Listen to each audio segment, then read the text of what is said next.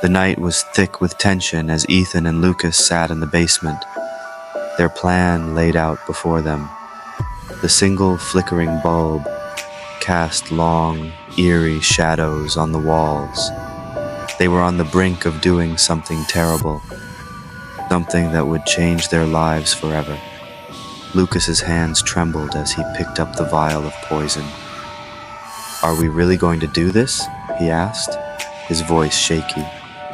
Ethan nodded, though doubt flickered in his eyes. "We have to. They've left us no choice."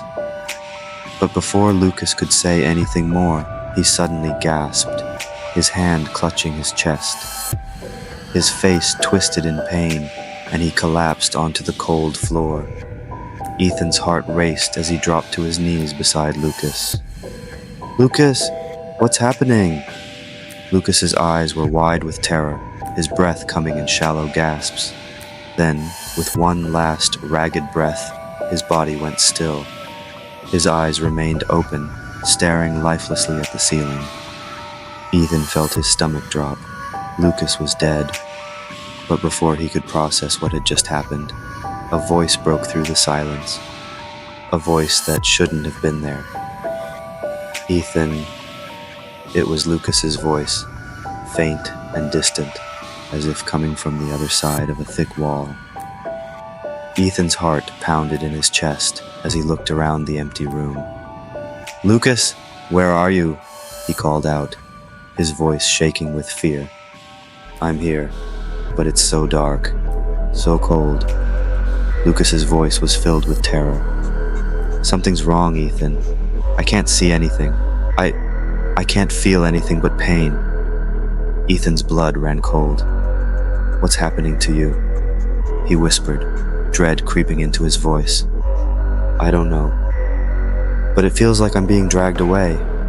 Something's pulling me," Lucas replied, his voice trembling. "And they're coming for me, Ethan. I can see them now. Oh God, I can see them." Ethan's heart skipped a beat. "See who? Who's coming?" "They're not human." Lucas's voice quivered with terror. "They're like shadows, but with eyes, burning eyes. They're coming closer, reaching out for me. Their hands, they're so cold." Ethan could barely breathe as Lucas's voice became more frantic.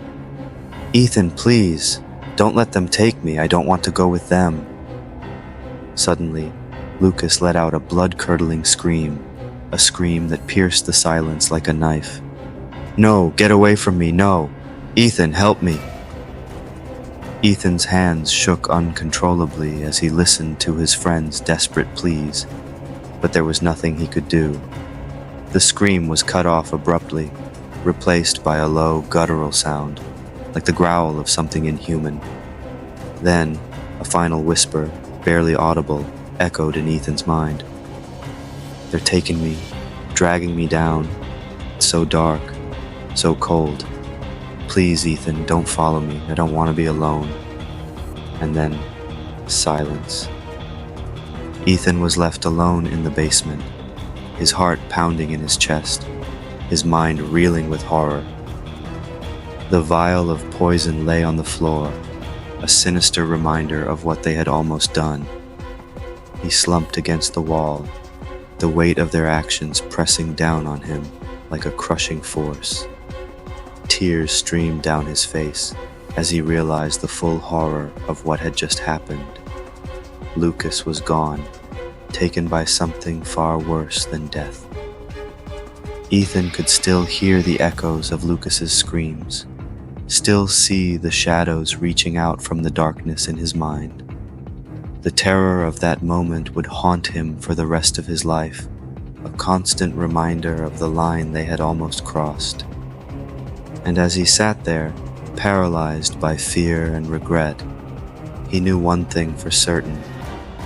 Some deeds bring a darkness that you can never escape.